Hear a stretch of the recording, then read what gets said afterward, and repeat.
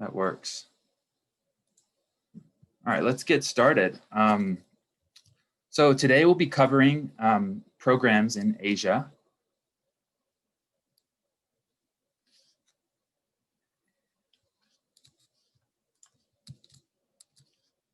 All right, I'm George Agris. My pronouns are he, him, and his. I'm an Education Abroad coordinator in the Office of International Programs. I work in Education Abroad. I advise mainly on Italy, Greece, and Asia, and also do some faculty-led programs. I studied at the University of Alabama in Birmingham for undergrad and completed my master's degree at Boston College. I studied abroad in Japan in 2009, attended a Japanese language school, taught in Japan for a year after I graduated college. And yes, this is a picture of two of my host brothers when I resided in Japan. When I studied there, they invited me on their family invited me on a camping trip. And that was a favorite memory of mine when I was there. All right. So this is the mission of the Office of International Programs and our core values as the Education Abroad Office. These values really drive our work and our purpose to support your academic success. So we stick to it very closely. Here's what our agenda looks like today. We'll talk about the benefits of going abroad to Asia, look at a mix of majors that might go to Asia, and end with looking at top locations that students go to. We'll talk about different types of programs, as well as talk about some of the top programs that students select and as they begin preparing for planning an education abroad.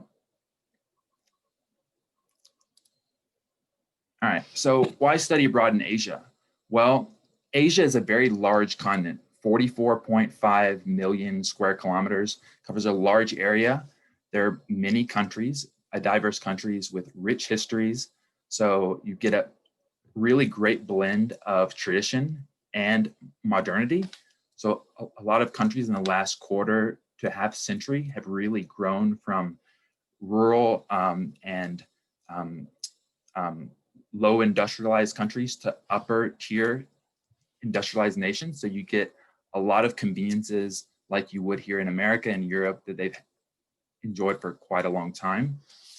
The local cuisine in Asia is unlike anything you've probably had here. So food is always like a big plus, I think, for many people. We have over 70 programs covering a wide variety of academic subjects. So you're bound to find something that's suited to your needs and to your goals. A lot of the programs in Asia are very affordable when compared to Europe. And the cost of living is also quite low, which tends to be a driving factor for choosing Asia over some other countries and some other parts of the world. And unlike Europe or other maybe European-speaking countries, English-speaking countries, you'll develop a high degree of global competence and stretch your global perspective because you'll be studying in a country, most likely all countries where English is not the first language. So you definitely gain some important skills there. This is what a breakdown of some of the majors that go to Asia look like between 2017 and 2020. As you can see, there's a really wide variety here. Not all parts of the world are like this, but Asia, being as big as it is, has a lot of different majors presented here. International studies and business majors definitely make up a good half or so of these, but all students are able to find a program. That's kind of what I want you to take away from this. All students, no matter what your major is. So, top destinations in Asia for CSU students. Let's see where everyone goes. And before I cover some of our affiliate and our exchange programs and destinations, I'd like to mention a few of our staff and faculty-led programs. These are special programs that are led by a CSU academic staff member. Many are short in length, and some are offered as semester-long options as well. Students with specific academic interests, like in a specific field, might find this suitable for them and their goals. One great benefit of faculty-led programs that are different than exchange programs and affiliate programs is the relationship you develop with the faculty member. And I didn't mention this before, but if you have any questions about anything I've mentioned thus far, please write them in the chat and we'll get to them as we go, or we'll address them at the end of the presentation. All right. So these programs are all running next summer in 2021. We have cinema, culture, and history in South Korea, cultural studies in Japan, spiritual practices in Thailand, hospitality and tourism in Thailand. Each of these programs is managed by a different coordinator in the office. So if you're interested in cultural studies in Japan, I would be that coordinator. And the others are, and I can connect you to the other coordinators that manage these other programs. All right, so top destinations. Japan is definitely among the most popular destinations. Have a lot of coursework that students can take: anthropology, geography, Japanese language, international studies, philosophy, business management, a lot of great options. Some of the highlights of Japan are the Shinkansen, or the bullet train. If you've never taken a bullet train before, it is an amazing experience. So fast, so seamless, feels like you're floating, almost like magnetic levitation. Japan has a rich history too. Tons of temples, shrines, hot spring, or onsen as they're called in Japan. Some programs are in the countryside, others are in the cities. So you get a nice blend there. You get to enjoy festivals throughout the year. There's a lot of benefits to traveling to Japan. The food is also one of my favorites, and I'm sure it will be too. If you haven't had real ramen before, like not instant ramen, but real ramen, you're in for quite a treat. All right, so these are 3 just sample programs that I selected to show you today. Kansai Garai University in Hirakata is one of our exchange programs. It's our premier exchange program, actually. It's situated in Hirakata, so it's between Kyoto and Osaka, which are the modern part of Kansai, which is the region, and Kyoto, which is the traditional capital of Japan. You could think of it as that. It's about 13,000 students.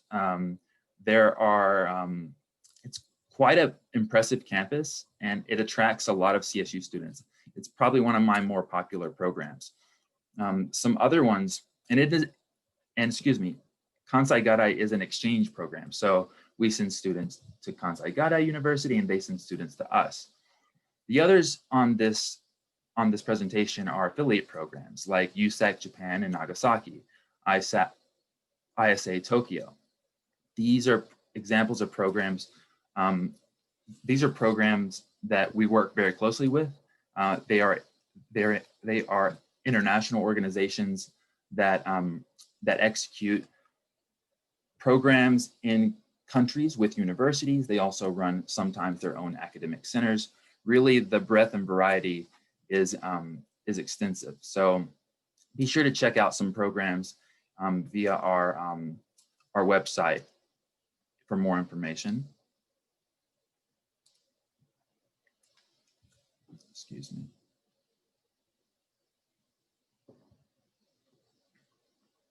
So Korea is another popular destination.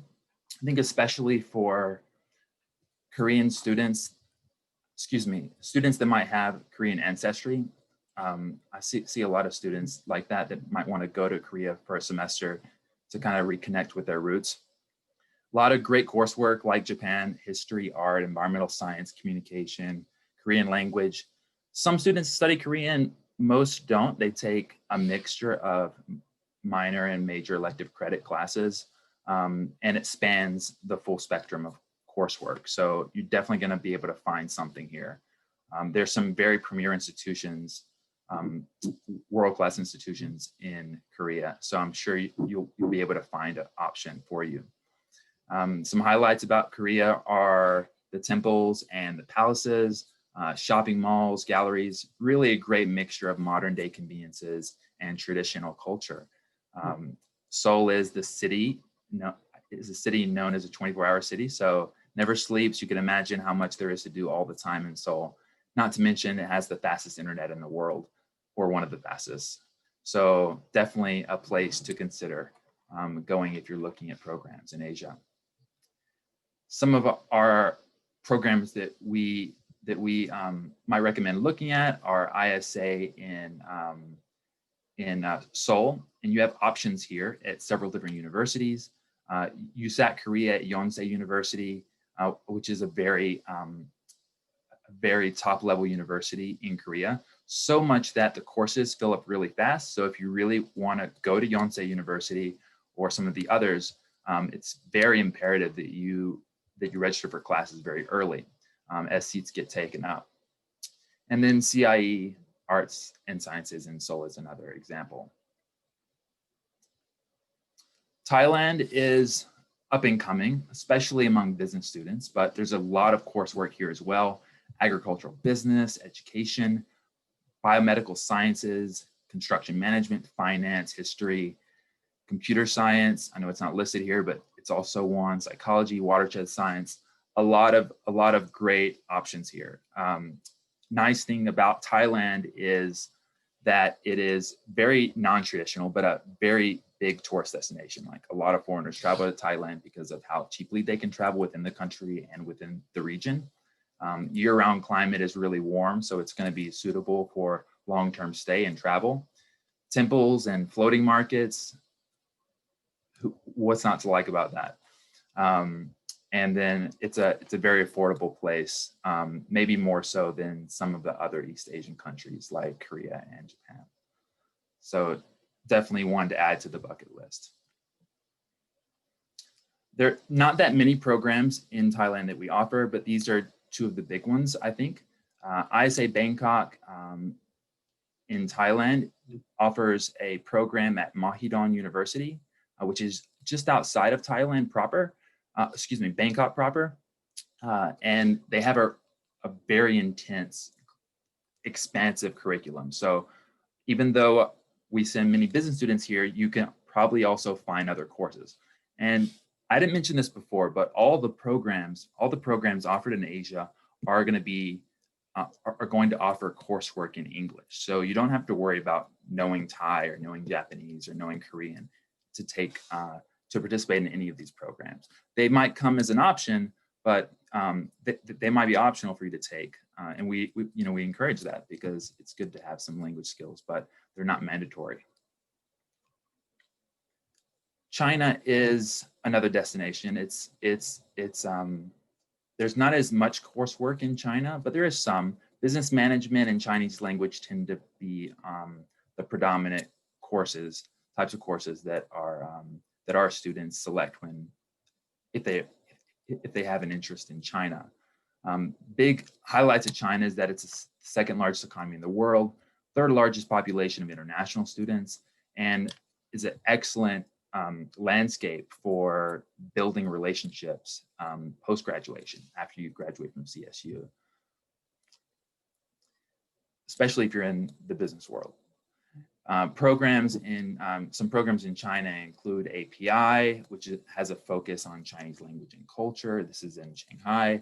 USAC Chengdu, which is more towards Western China. CIE, Sustainable Development in Beijing, and ISA in Shanghai. Like I said, a lot of these are going to be focused on business. That CIE, Sustainable Development in Beijing, is an interesting program. It's definitely worth looking at more closely. But yeah, I think most of the programs in China that our students participate on are focused on language acquisition and business. And then there are programs outside of the ones that are already listed, which are already non-traditional destination countries. Traditional would be places in Europe and other places in South America. But Asia is already a very non-traditional location, and these programs are even more non-traditional in the sense that students rarely go to these countries, partly because these countries haven't been open to foreigners. traditionally. So it's really a unique opportunity, I think, to visit a very unique and different part of the world. These programs listed, SFS Bhutan, SFS Cambodia, and SIT Nepal. We don't send too many students here, but the students that do go really love their experience, and they like it because of how the program is designed and how well structured it is. It's a rich blend of field-based experiences, so you could be conducting research in the field and learning, not necessarily in a university, but very closely with a lot of top-ranked international faculty. So these are definitely some programs worth looking into. And our recommended majors for these programs: social work, forest and rangeland stewardship, watershed science, ecosystem science and sustainability, food, wildlife, and conservation biology, as well as philosophy. So lot of options, as you can see. So there are tons of options available. Like I said, doesn't matter your major, you're going to be able to find something that works for you. We make it a very strong point for when we see students, for them to work with their academic advisors to carefully plan. But I have no doubt in my mind that you'll be able to find something that works for you.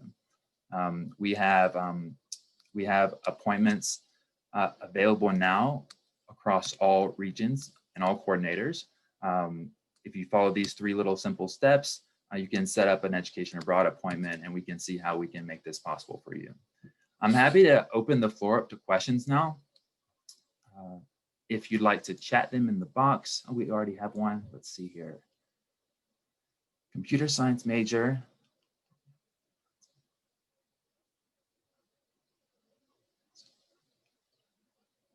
Yeah, I think it's possible. There are not as many computer science coursework or classes in Japan. So for those that don't know, this question is, this student is asking, they're a computer science major and are planning a minor in Japanese language. They, yes, so they're the faculty-led programs like cultural studies in Japan and others, those are very short in length, usually a couple of weeks to a month.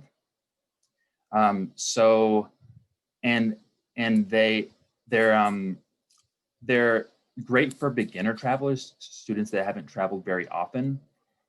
And that would be a great program if you're interested in like getting kind of an introduction to Japanese culture and language while visiting a ton of historical sites.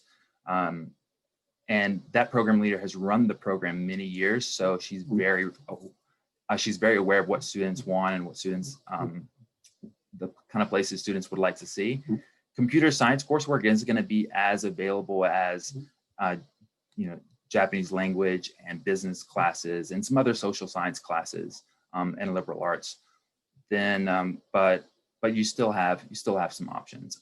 If you like to reach out to me directly, we can investigate what those might look like for you. George, we did have one question about the language component, like studying language in Japan, Korea, things like that.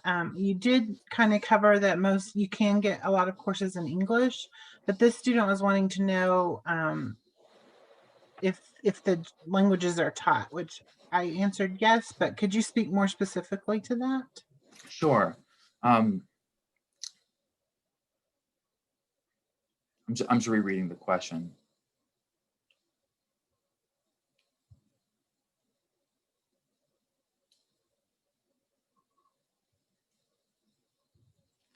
So I'm not sure if I quite understand, but as an international studies major, definitely, I think language is obviously a major part of your program. If you studied abroad through CSU in either country, you could learn both Korean and or Japanese depending on where you went. And you could, I don't know if I mentioned this before, but you could study more than one semester. So if you wanted to go to Japan for one semester, learn Japanese, you could also go to Korea and learn Korean. You're going to find a lot of programs that offer language coursework. So I wouldn't worry about not finding one. It's more about if you have other academic, if you have other needs, like other classes you need filled, are you able to craft a program that allows you to take both the language and get those credits you need towards application towards a minor, if that's what your goals are, while fulfilling other credits towards your major. So, but there are programs that exist that offer both. Thank you for the question.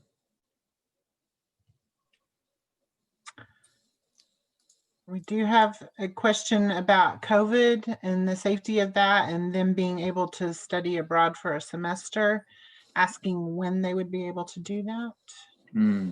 That's a really great question, and I'm glad you brought it up. Right now, as of this moment, spring 21 applications are open, as well as summer. We are asking students to be flexible.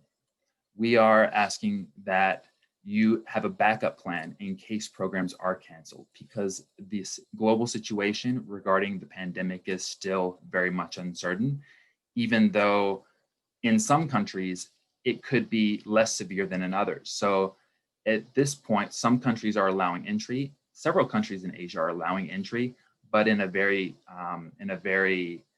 regulated way. And so we don't know what that will look like next month or the month after. It kind of is something that we are constantly being updated on from our partners abroad, as well as our exchange partners. And so it's something that just has to be, it's important to be in communication with our office and constantly engage us to see what the newest developments are. But in terms of health and safety, all countries have instituted their own national policies regarding COVID, and in Asia, they've taken this very seriously. So they're quite cautious when it comes to this, much more cautious than we are in the US. So it's something that your program provider is going to be working with you from the very early stages to help you understand what it would be like studying in a COVID world in those countries. So they're a key resource for you. We are a key resource for you. Our website has a lot of information regarding health insurance, and a lot is covered there. So I would encourage you to visit that, to visit our website, and then also to ask questions if you don't know the answers to those, or you can't find any answers on our website or somewhere else. So we can definitely get you support. And yeah, it's just a matter of keeping the line of communication open and seeing where we are. But thank you for addressing that. Yeah, we have another question about Kansai University to learn Japanese. There won't be any classes in Korean, unfortunately. It's mostly Japanese classes, language classes, and kanji classes. But there could be the option to, and this really depends on the student and what their circumstances look like. But if you're taking classes in Japan, you might have the option of taking Korean online at CSU or somewhere else virtually. But you'll need to be enrolled in full-time coursework at Kansai Gatta if you were to go there. So the Korean would be something additional you'd have to add. And it's we definitely encourage you to speak with your academic advisor about how that could work. But it is possible.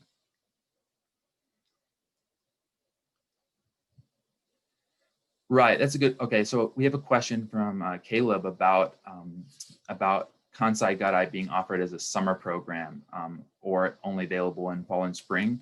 So the program has traditionally been offered only in fall and spring semesters, but there could be the option of a summer program. We've never had students participate on the summer program option before, but it could be possible.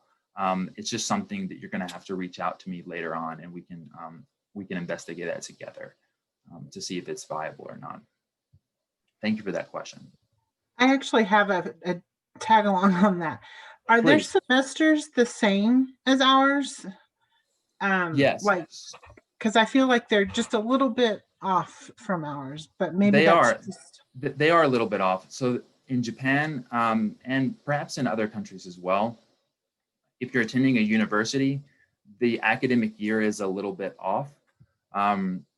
They start a little bit later. For the spring semester, they start a little bit later, and but that's for most universities in Japan. This specific program at Kansai Garai University is really closely aligned with the US academic calendar because it's an Asian Studies program, ASP, Asian Studies program, and it is mainly designed for American students that want to study in Japan and learn Japanese and also take courses. So they try to best match their calendar to what it's like here in the U.S. So you won't find too much variance. Let's Thank see, we you. have another question from Melissa. All the questions, I love them. Thank you. How many credits typically do you earn in one semester while abroad? Is there a credit minimum or maximum? Good question. So as long as you're enrolled as a full-time student, that's the most important thing you really need to be concerned about. Full-time is 12 credits, although we find that many students take around 15 credits on average. So it really depends on your comfort and what you need to be filled, what your academic goals are, and what you've kind of discussed with your academic advisor. But 12 minimum in order to receive financial aid, which is really critical. 12 over the 12 for one semester, 6 for the summer to receive financial aid. Minimum, excuse me. That's the minimum. And then on average, around 15 credits. Thanks for the question, Alyssa.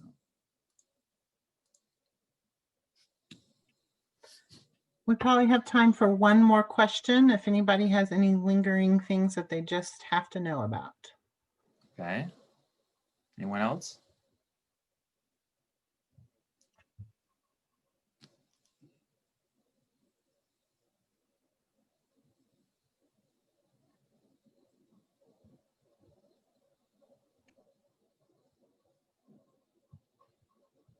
All right. Well, thanks for joining, and please connect with me. Please connect with me, connect with our office. We are here to help make we're here to help make this a reality for you in whatever way we can. The world is really shaky right now, but things are going to get better, and more countries have opened up their borders to us and to others.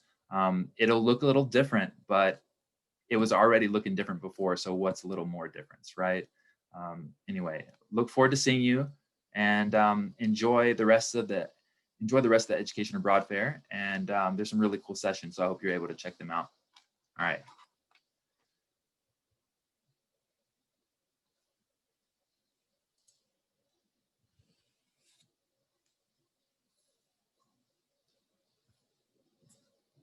Becky, you're on mute. I was just going to end it. Are you fine with that? Oh, yes. Okay. Thank you. Uh-huh.